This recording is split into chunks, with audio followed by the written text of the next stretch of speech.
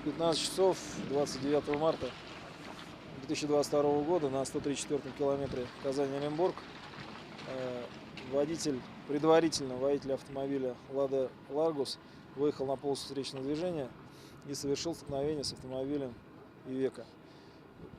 После столкновения автомобили загорелись, предварительно загорелся первый «Лада Ларгус».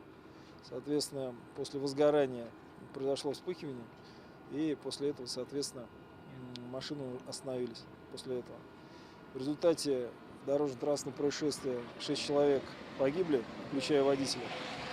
Один человек пострадал, доставлен в центральную районную больницу города Чистополя. Водитель и пассажир грузового автомобиля «Ивеко не пострадали.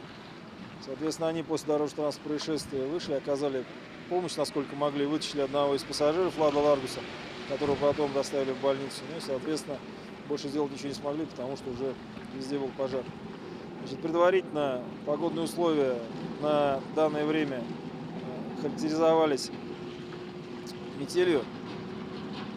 Предварительно, опять-таки скажу, значит, проезжая часть, полоса встречная для автомобиля «Ивеко» была заснежена. Соответственно, что и могло, в принципе, послужить причиной того, что «Лада Ларгус» выехал на полосу встречного движения. Предварительно на автомобиле был установлен газовый баллон. В 2017 году автомобиль был переоборудован, госавтоинспекцией зарегистрирован. Остальные обстоятельства уточняются по личности водителя и личности пассажиров.